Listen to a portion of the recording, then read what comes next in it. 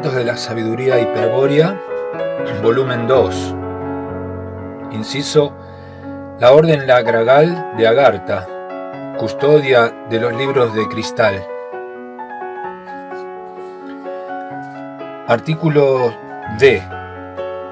La crucifixión de Wotan.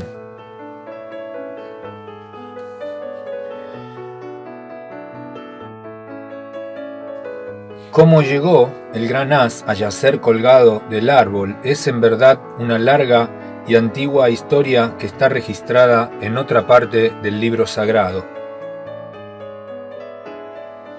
Allí se cuenta que Wotan, sabedor del descenso terrestre protagonizado por el señor de Venus, quiso acompañarlo en su empresa. Eran los días de la Atlántida y el gran venusiano venía para acabar con la tiranía que los sidas traidores habían implantado sobre los linajes hiperbóreos.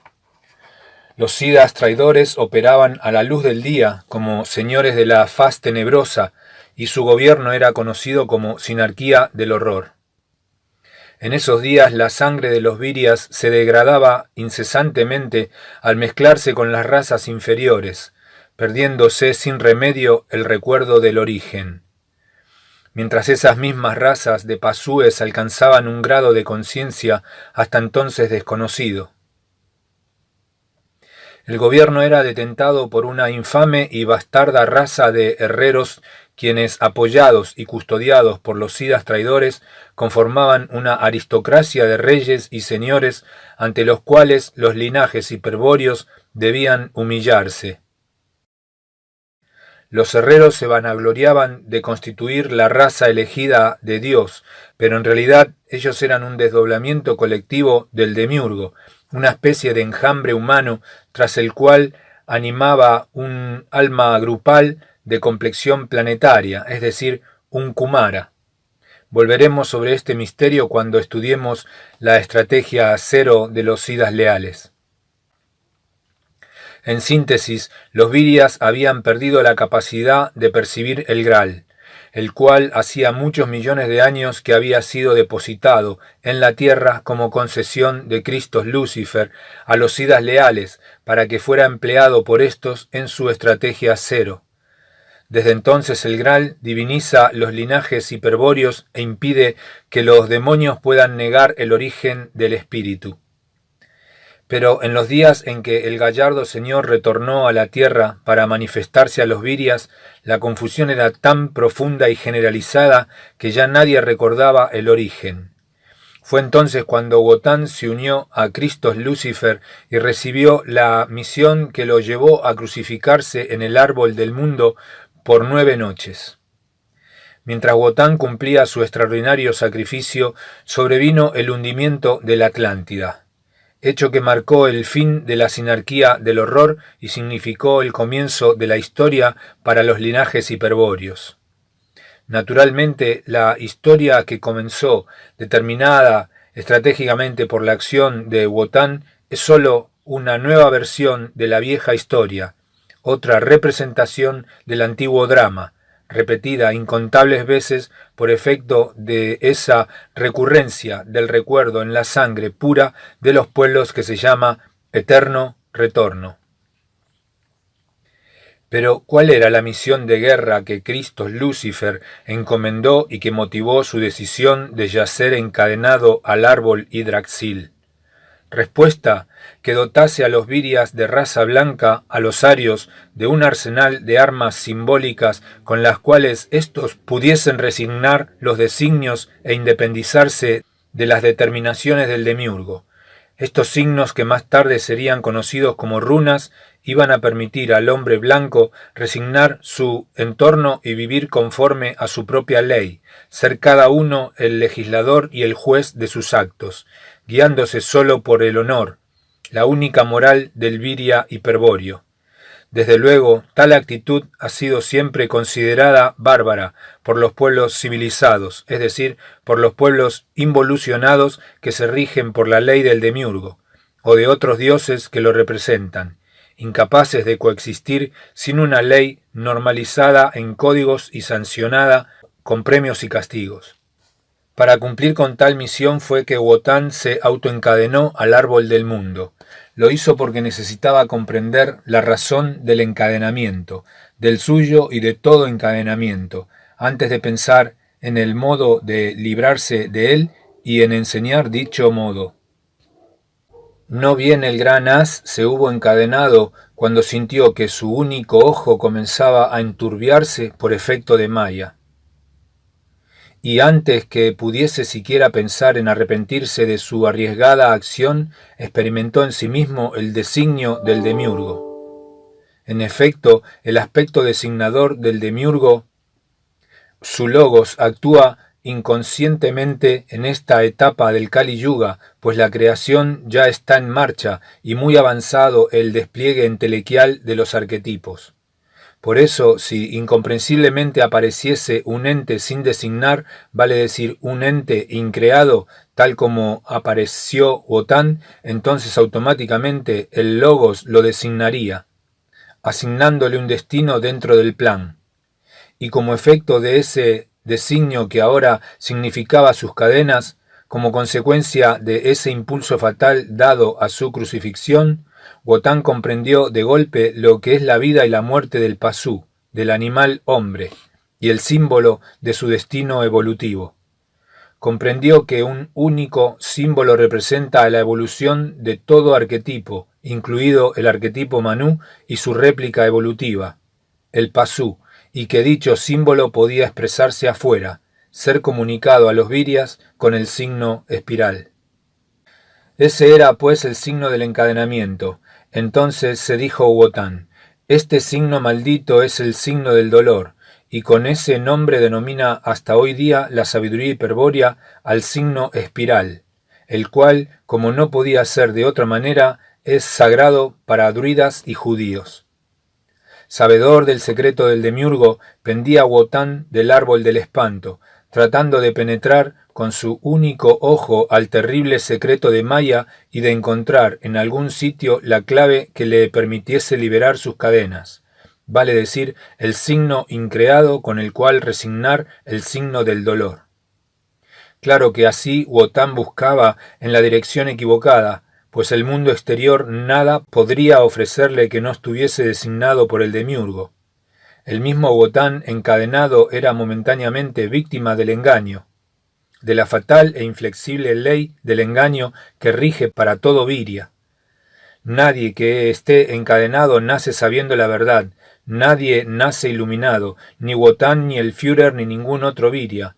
Por el contrario, todo viria, Wotan, el Führer o cualquier otro viria, en algún momento de su vida ha estado engañado por el demiurgo, y esta ley es inevitable porque la gnosis no proviene de una mera herencia o de una iluminación espontánea, sino que es producto de la voluntad de despertar y de ser lo que uno es. Vale decir, la gnosis proviene de la lucha entre el espíritu eterno, manifestado en el viria como yo perdido, y el alma, esa extensión del demiurgo. En tanto pendía del Yggdrasil, Wotan fue víctima del engaño, y por eso miraba hacia afuera, sin escuchar la voz de la sangre, reviviendo el perpetuo drama de los virias perdidos. Sin embargo, el gran as fue capaz de despertar y cumplir con su misión, convirtiéndose desde entonces en el guía racial de todos los arios. Para enterarnos de cómo lo hizo, vamos a consultar el sagrado libro de cristal Tirodal, que él mismo escribiera luego de realizar su hazaña, en el superobjeto axiológico titulado La resignación de Wotan. Artículo E. La resignación de Wotan. Por 9 noches el as Wotan estuvo encadenado en el árbol Yggdrasil, que se encuentra más acá del Boreas, es decir, más acá de Hiperbórea. En verdad el árbol del espanto es Kron, la hiedra del mundo, cuya historia se encuentra registrada en otro superobjeto axiológico y a la que sólo los más valientes iniciados son capaces de contemplar sin echarse a temblar de terror. Wotan se hallaba sujeto al árbol con los brazos en cruz, inmovilizado y sangrando por una herida en el costado que le infligiera el cobarde Loki, aquel que luego sería adorado como Dios Lugh, por el pueblo traidor de los celtas. En aquel tiempo aún no había nacido Baldur, ni Odur, ni Widar, ni Heimdall, ni el borgoñón Sigfrid. No había pues parientes, ni héroes, ni ases cameraden, que quisieran arriesgar un combate para liberar a Wotan. En la Hiperbórea terrestre amurallada, que es el Valhalla de Agartha, los ases, los Sidas Berserker, observaban desde la columna Ir el tormento de Wotan, mas no acudían en su auxilio. Los señores de Venus, los Sidas leales, solo cantaban la canción de la inmortalidad, la melodía que despierta la nostalgia de Thule y el amor, el fuego helado que enfría el corazón y vence a la muerte. Afuera de Wotan solo la madre Frigga le amaba lo bastante como para intentar salvarlo, pero sus llaves no correspondían con aquellos cerrojos que le encadenaban al árbol de la muerte. Por eso Frigga hilaba su rueca en compañía de las Nornas mientras le amaba en silencio, deseando parirle hijos rubios y fuertes para poblar el mundo del Midgard. El tiempo pasaba y Wotan agonizaba sin remedio, lamentándose por el designio del Señor de las tinieblas que le había condenado a sufrir y morir. En ese trance, ya cansado de sufrir, Wotan cerró su ojo, su único ojo que miraba la miseria del Midgard. Y oh milagro, en su interior descubrió una imagen resplandeciente que danzaba. Era Freya, la alegría del espíritu, que hasta entonces había estado dentro de Wotan sin que éste lo supiera. Al contemplar su belleza absoluta, el gran as añoró los días felices de Asgard, cuando Hiperbórea aún no contaba con la muralla invulnerable, con el cerco infranqueable construido por los Sidas leales. Entonces las mujeres magas que no estaban afuera como la madre Frigga, sino adentro como la virgen Freya, cuidaban el jardín de las manzanas y revelaban el misterio del tiempo a los guerreros venidos de otros mundos. Así fue como Wotan, abrazado por una sed inextinguible de amor, deseó como nunca bajar del árbol Yggdrasil para empuñar el hacha y combatir al Señor de las Tinieblas y a sus hordas de Elementalwosen. Pero su deseo no era suficiente, su voluntad no alcanzaba para abrir los cerrojos del engaño. Además de que su ojo ya no miraba hacia el mundo Hash, sino que se hallaba hechizado por la danza de Freya. Sin embargo, no todo estaba perdido para el gran as. Su amor por Freya lo salvó, su amor correspondido por aquella que era pura gracia. Fue ella quien decidió salvar a Wotan, luchando por el afuera, sacrificando su divina virginidad por amor. Así, cuando Wotan abrió su ojo desfalleciente y miró en torno del árbol del espanto, ella salió por su ojo y se alejó danzando por el mundo del engaño, en busca de la llave que pusiese en libertad a su amado. Y sucedió que Wotan, al verla afuera, ya no la halló bella y alegre, sino negra y terrorífica, y gimió, estremecido de horror: «Kali, oh Kali». Los iniciados hiperbóreos, los virias despiertos, saben de qué se trata cuando se dice que Wotan no estaba inmóvil mientras pendía del árbol Yggdrasil. Sus cadenas le obligaban a moverse perpetuamente, a girar en espiral, y por eso ninguna de las llaves de Frigga podía liberarlo. Quizás Freya Kali tuviese más suerte y diese con la llave verdadera, mas ¿en dónde buscarla? Tal vez los Sidas de Venus, en el Valhalla, se compadeciesen del valeroso as y revelasen la manera de soltar sus cadenas. Hasta allí llegó Freya Kali como un rayo de amor, y no solo atravesó la muralla invulnerable, sino que, alentada por un coro de valquirias, se dirigió al antiguo Bur, el sabio constructor del cerco infranqueable, y le pidió consejo para liberar a Wotan del árbol Yggdrasil. Y Gotbur, el estratega primordial de Hiperbórea, le aseguró que el gran as podría ser liberado por sí mismo, si alguien le amase lo suficiente como para alcanzarle la llave Kalachakra. Oh, ¿quién tiene la llave Kalachakra? capaz de liberar a mi amado de su crucifixión circular en el árbol Yggdrasil. Así clamaba Freya Kali ante los Sidas leales. Le suplicaba a aquellos para quienes desde siempre su honor se llama lealtad. Y los Sidas leales respondieron, indicándole el camino que desciende hacia Niflheim, la región infernal más profunda del Hel.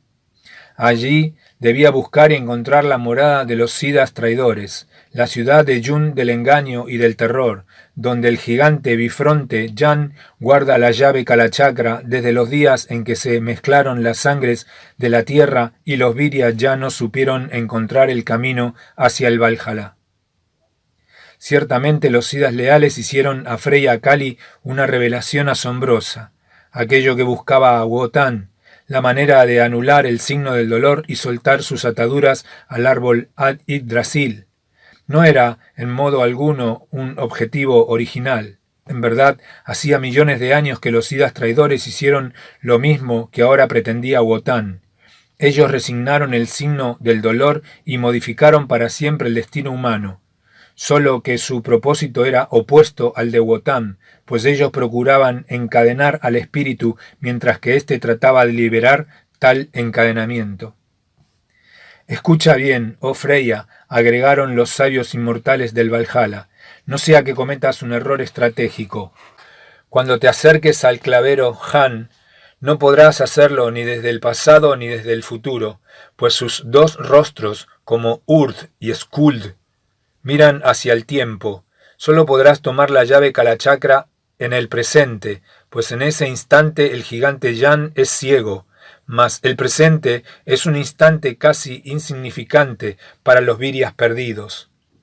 Podrás tú, oh amada de Wotan, arrebatar al clavero bifronte la preciada llave antes de que éste lo note y te derribe con su cetro. Suspenderé el presente riendo con alegría, afirmó Freya Kali, y mientras río y el presente se detiene, tomaré la llave que dará libertad a mi amado.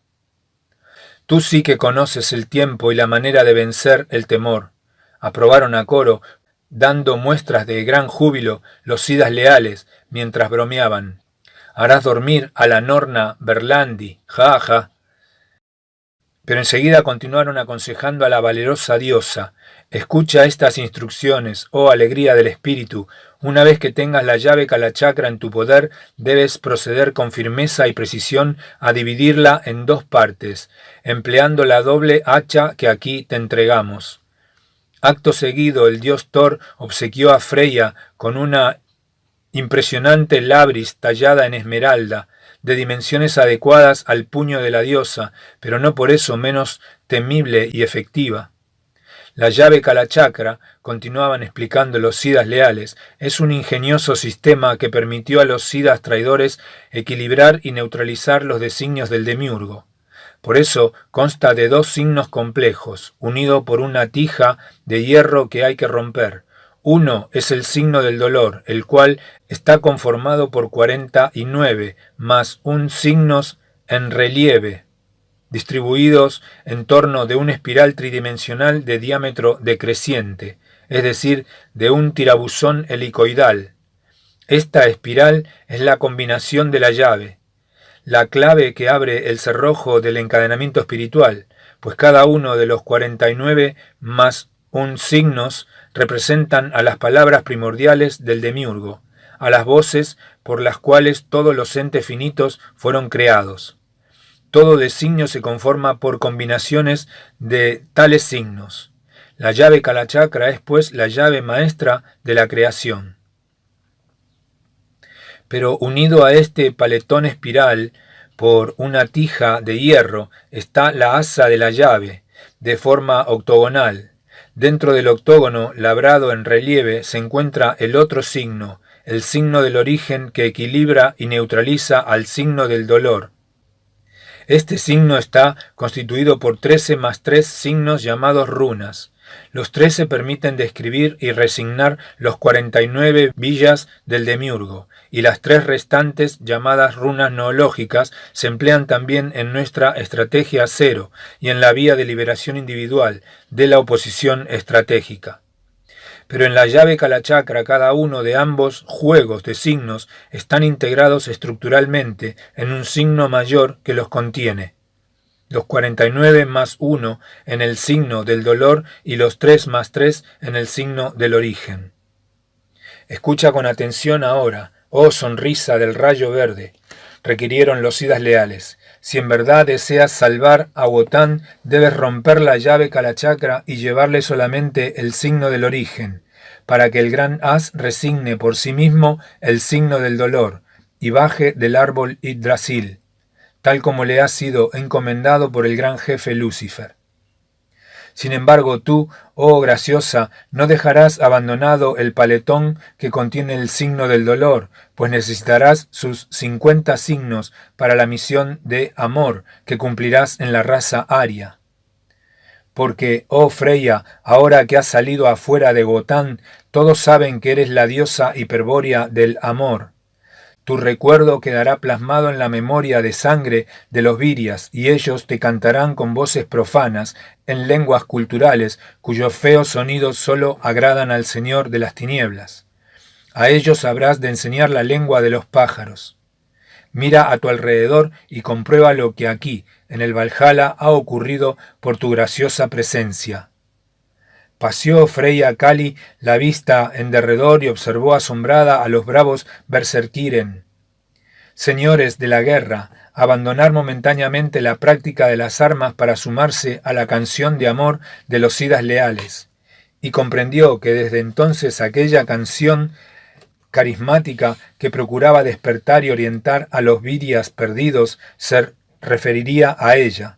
Transmitiría su imagen y el sonido de su risa luciférica, y supo también que en respuesta a sus virias amantes tendría que enseñarles que amor significa no muerte, inmortalidad, otra vía de liberación espiritual, otro sendero para llegar al Valhalla.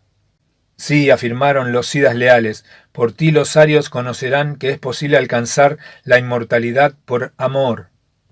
Pero lo más importante de tu misión, oh flor inexistente, será inspirar la verdadera poesía.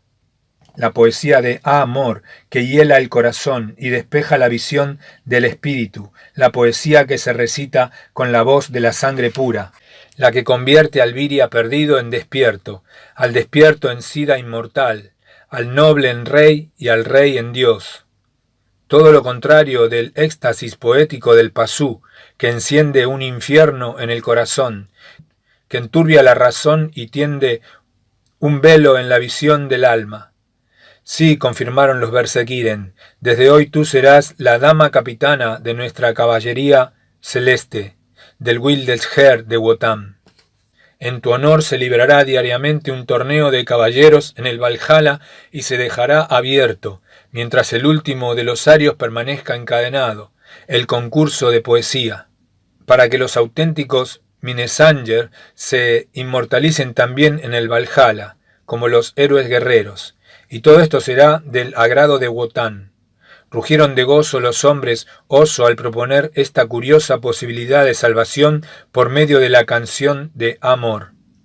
Pero es que ellos sabían lo que hacían, pues eran iniciados por Cristo Lucifer, o Apolo, el señor de la belleza, y conocían la belleza de las formas increadas, la belleza que sólo puede cantar un Minnesanger con la voz de la sangre pura, una belleza que nada tiene que ver, desde luego, con las viles formas arquetípicas que el demiurgo creó tratando de imitar a los mundos verdaderos. Al escuchar y ver todo esto, Freya sonreía e irradiaba alegría y amor como un sol de oro, mientras que por sus mejillas rodaban 2 lágrimas de diamante, pues era presa de sentimientos encontrados. Ya había adivinado lo que los Siddhas leales le dirían a continuación, y a su pesar se estremecía de espanto. Amaba a Wotan, quien se autocrucificó en el árbol del mundo para obtener la máxima sabiduría, y ahora para salvarlo de las cadenas que él mismo se había impuesto, debía entregarse a otros guerreros. Y lo que era peor, debería engañarlos, comportarse como una ramera. Esto, que por ahora solo era un presentimiento, no tardaría en ser confirmado por los Siddhas. No te apenes, oh inspiración de los poetas, ellos, los sidas traidores, no te amarán, solo tomarán tu cuerpo, mas su infame contacto no alcanzará a mancillar la pureza de tu espíritu. En cambio por ti se acabará su locura. Es un gran sacrificio el que se te reclama, pero por el bien de la raza es necesario que preserves los signos arquetípicos que conforman todo designio. Solo así la acción de Wotan será efectiva. Recuerda que desgraciadamente la madre Fricha enseñó a los arios el lenguaje que da sentido al mundo del Midgard, el lenguaje que causa placer al demiurgo, el lenguaje fundado en las 49 más una voces cuyos signos secretos se encuentran plasmados en la llave Kalachakra. Debes obtener ese secreto maldito a una costa de ti misma, oh espíritu risueño. Mas es preciso que apures la partida, pues Wotan agoniza en el árbol Yggdrasil. He aquí nuestro último consejo, concluyeron los Sidas leales. Si consigues arrebatar la llave al gigante Jan, no te apresures a golpearla con el labris. La esmeralda solo cortará el hierro cuando los dos filos se hundan al mismo tiempo en la tija, o conexión de sentido, que une al signo del dolor con el signo del origen. A simple vista, esta exigencia parece imposible, dado que los filos se hallan en líneas paralelas de un mismo plano, pero tal imposibilidad no es real, sino producto del velo de Maya. Busca el lugar, búscalo sin descanso, oh Freya, donde tu golpe hiera con las dos hachas al mismo tiempo y verás cómo el lazo de hierro se quiebra fácilmente. Instruida en esta forma por los Sidas leales, la diosa del amor abandonó el Valhalla y emprendió su viaje a Niflheim, en busca de la ciudad de Jund, la morada de los Sidas traidores.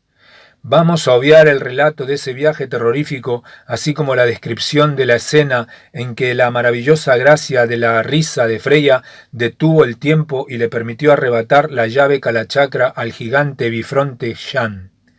Tampoco narraremos su búsqueda del plano de significación macrocósmico, en el cual la doble hacha labris corta como si fuera una sola, búsqueda que culminó en un éxito cuando de un solo golpe separó los signos primordiales. Todo esto siempre podrá ser visto en detalle por cualquier viria de sangre pura que decida transitar el sendero del retorno al origen, pues su relato se encuentra en el libro Tirodal, el libro sagrado de los arios que todo iniciado hiperbóreo tiene derecho a leer. Aquí continuaremos la historia en el momento en que Freya Akali separa los signos con un certero golpe del labris de esmeralda. Freya disponía del poder de transformarse en ave. Cuando emprendió su descenso al Niflheim, decidió adoptar esa forma, pero como se hallaba fuera de Wotan, con un aspecto de Kali, la negra, solo consiguió convertirse en cuervo, y como cuervo bajó al Hel, llevando en sus garras el temible labris, y como cuervo arrebató con su pico la llave Kalachakra al gigante Jan. Y como cuervo llegó al lugar en el que podría al fin separar los signos.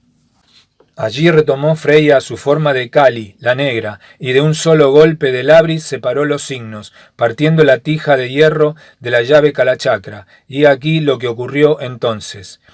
Siempre danzando, Kali cortó el lazo de hierro de la llave Kalachakra, tomando con una de sus 4 manos izquierdas el asa octogonal con el signo del origen. Quiso tomar también con una de sus 4 manos derechas el signo del dolor, pero éste se descompuso en el acto, separándose y cayendo irremediablemente a la tierra, las 7 vueltas de la espiral. Cada uno de tales anillos abiertos tenía grabados 7 signos arquetípicos que representaban a 7 aspectos del Manú. Los Sidas traidores, constituyendo un misterio que apenas es posible sugerir simbólicamente, sostienen la espiral signada actuando como si fuesen arquetipos universales, es decir, como si fuesen ideas demiúrgicas que se despliegan sobre los planos inferiores desde el plano arquetípico. Así, desde Dejun o Chanjanbalá, permanentemente, 7 siddhas traidores soportan un anillo de espiral en la llave Kalachakra, manteniendo la evolución de las razas humanas por la técnica de encadenamiento espiritual. Hay que advertir aquí que en el momento de su fractura, la llave Kalachakra fue reemplazada por otra idéntica en la mano del clavero Han. Los siddhas traidores no podían permitir que la osada actitud de Wotan y Freya afectase por más tiempo su estrategia. Sin embargo, 7 de ellos, los que en aquel momento sostenían los anillos signados de la espiral, fueron decapitados por Kali y, ya jamás por el resto del Manvantara, podrán regresar al universo del Uno. Veamos cómo ocurrió esto. Al separarse los 7 anillos de la espiral ocurrió un extraordinario prodigio. Cada anillo, con sus 7 signos, experimentó una súbita metamorfosis y se transformó, ante la vista de Kali, en un gigante de 7 cabezas. Eran los siddhas traidores con sus ropajes de Manú. Por eso cada una de las 7 cabezas de los 7 gigantes dormía un sueño que hacía vivir a las razas y subrazas designadas para evolucionar a costa del encadenamiento de los espíritus hiperbóreos. Y fue entonces cuando Kali decidió, por primera vez, convertirse en prostituta y asesina. Ella despertó y se entregó a cada uno de los gigantes, mas en el supremo instante del orgasmo decapitó una a una con el labris aquellas 49 cabezas insensatas. La perdición de los siddhas traidores provino de su desenfrenada pasión por el cuerpo de la mujer de carne, y por el desconocimiento u olvido del amor mágico hiperbóreo, el cual solo es enseñado por los siddhas leales del Valhalla de Agartha. En otro inciso, como apéndice, se dará una explicación detallada de la vía tántrica del amor mágico, desde el punto de vista del Virya occidental.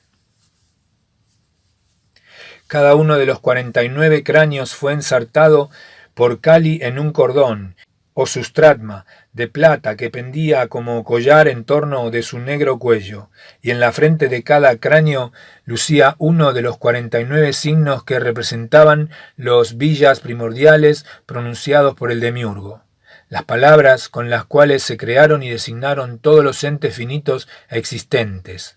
Era un gran tesoro el que recibiría a Wotan de las manos de Freya Kali. El valor encerrado en aquella primera vuelta de cráneos del collar de Kali podrá evaluarse mejor si se considera que las razas sagradas del demiurgo, por ejemplo, la hebrea, jamás han recibido como revelación más de 21 más un signo, es decir, el poder de 3 gigantes de 7 cabezas. Los 49 más un signos del collar de Kali, en cambio, permitirán a quien los conozca y sea capaz de resignarlos rúnicamente interpretar cualquier designio y ejercer poder y dominio sobre todo ente del micro o macrocosmos. Habiendo cumplido con éxito su misión, Freya Kali se aprestó a regresar al Midgar, al árbol Yggdrasil, donde Wotan pendía desde hacía 8 noches. En la 9ª noche podría liberarse gracias al secreto de su amada, gracias al secreto que su amada le revelaría. Su amada, que había luchado por él en las regiones más tenebrosas del Niflheim, donde moran los siddhas traidores. Con el propósito de regresar con la misma forma que había descendido, Freya Kali se transformó nuevamente en ave, comprobando con sorpresa que, en lugar del misterioso cuervo, ahora se convertía en curiosa perdiz. Y así fue como Freya Kali abandonó las regiones infernales revestida con la forma de la parduzca perdiz, llevando esta vez en el pico el labris y en las garras la estrella de 8 puntas con el signo del origen. Entonces la alegría de la valiente y dulce Freya se vio trágicamente perturbada, al llegar al árbol Yggdrasil trayendo la clave simbólica que permitiría a su amado liberarse de su crucifixión, comprobó con horror que éste acababa de expirar. Su único ojo, por el cual Freya había salido por primera vez al mundo, reposaba ahora vacío de vida, cerrado quizá para siempre. Wotan había conocido al fin el misterio de la muerte, la conclusión fatal del designio humano. Pero Freya no podía ya penetrar por su ojo y alcanzarle el signo salvador. Presa de la desesperación, aún con su forma de perdiz, volaba la diosa del amor en torno del cuerpo exánime, que, con la cabeza caída sobre el hombro derecho, pendía del árbol del espanto. Sin resignarse a aceptar el hecho de que Wotan estuviese realmente muerto, Freya Perdiz buscaba la manera de entrar en él, de animarle con su propio espíritu. Deseaba protagonizar el milagro de revivir a su amado para decirle: he cumplido, aquí está el signo que te permitirá desatar las cadenas del árbol del mundo. Empero el tiempo pasaba y el ojo de Wotan continuaba cerrado, y Freya Perdiz volaba en círculo sin saber qué hacer. En ese trance el anhelo de Freya se dirigió a los Sidas leales del Valhalla, a los sabios haces que, seguramente, estarían observando su infortunio a través de la columna Ir. Era aquel, el de Freya Perdiz, un clamor musical, expresado en la lengua de los pájaros, y la respuesta de los haces fue consecuente cuando, como un rayo de luz, el canto del gallo le reveló el camino a seguir. Si aún quedaba un resto de vida en el cuerpo de Wotan, ésta se estaba escapando por la herida del costado, la que le infligiera Loki con la lanza. Por allí debía entrar Freya Perdiz para resucitar a su amado.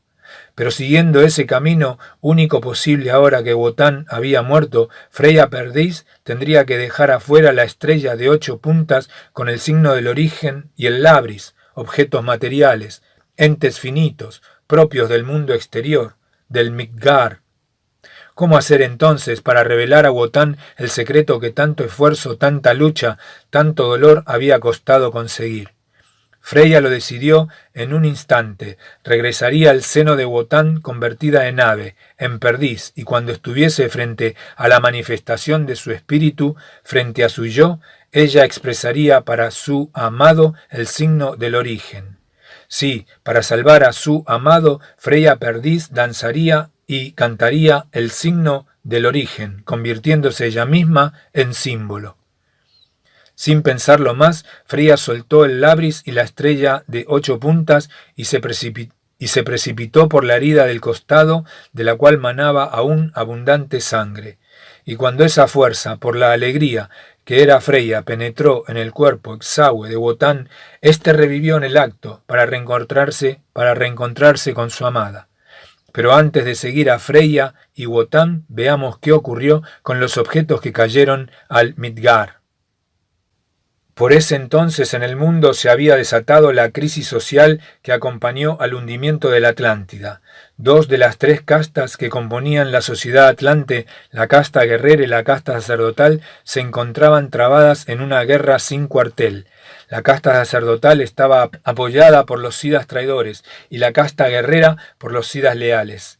En medio de ese conflicto vinieron a caer los objetos que soltara Freya Perdiz antes de reintegrarse nupcialmente con Wotan. El labris de esmeralda no llegó a tocar tierra, pues los sacerdotes lo interceptaron en el aire y, dando muestras de gran júbilo, lo incorporaron a su propia estrategia. Desde entonces contribuye arquetípicamente a perpetuar la fábula de la superioridad espiritual que la casta sacerdotal detentaría sobre la casta guerrera. Los guerreros atlantes, por otra parte, no obraron a tiempo, entretenidos como estaban por el combate, y permitieron que la estrella de 8 puntas cayera a tierra.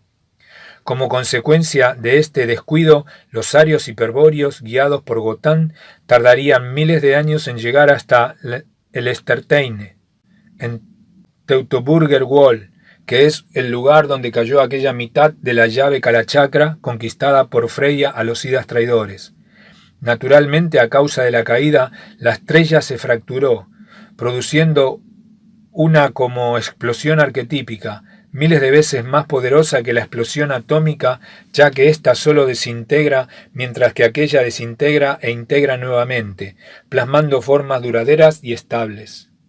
El signo del origen se descompuso entonces en sus 13 más 3 brunas, y estos signos alteraron definitivamente el paisaje, la psicorregión de Teutoburger Wall, pues quedaron plasmados en las rocas del Sterteine y aún continúan allí.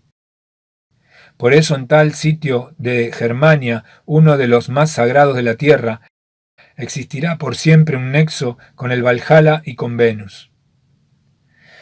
A todo esto, Freya Perdiz, dentro del cuerpo de Wotan del Menschlicher Microcosmos, tuvo que buscar al espíritu de Wotan en una región equivalente al Nebelheim del Göttlicher Macrocosmos.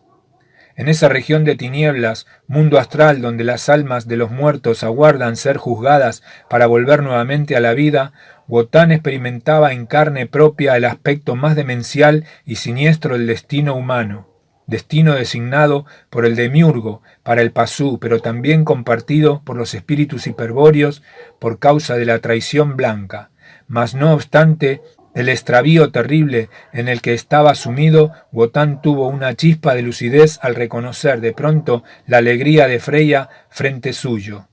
Ella, por su parte, se lamentó al comprobar el profundo ensueño que padecía su amado, y se propuso despertarlo de inmediato. Para ello comenzó a bailar el signo del origen, la danza del laberinto que sólo puede ejecutar una mujer Kali, cuando se convierte en perdiz.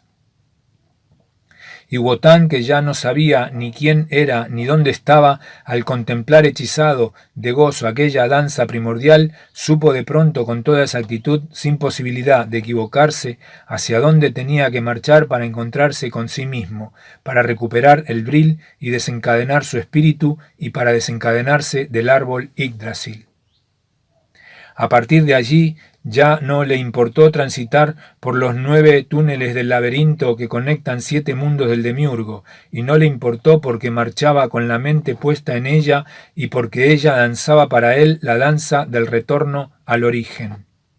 ¿Qué importancia tenían aquellos avances y retrocesos momentáneos si finalmente se alcanzaría el centro del signo del origen, Tirodal? Porque desde el centro del laberinto, donde los caminos concluyen en el ángulo recto de Tirodal, está el paso hacia el Selbst, la ventana hacia el espíritu y el Vril, el camino de Agartha, la puerta de Venus. Finalmente, al cabo de pender 9 noches del árbol del espanto de morir y renacer, Wotan halló en el signo del origen que se compone de 13 más 3 runas, el conocimiento suficiente como para invertir el proceso del encadenamiento espiritual y reorientar estratégicamente a los espíritus hiperbóreos, a los espíritus esfera revertidos. Él mismo lo probó al autoencadenarse, al crucificarse en el árbol Yggdrasil y liberarse deteniendo la rueda del tiempo por medio del secreto de la llave Kalachakra. Después de realizar semejante hazaña luciférica, Wotan se ocupó de guiar a los arios hacia las runas, es decir, hacia el Esterteine, hacia Thule, hacia el Valhalla, Agartha, Venus, Hiperbórea, un sendero que solo puede transitarse con las armas en la mano e hielo en el corazón.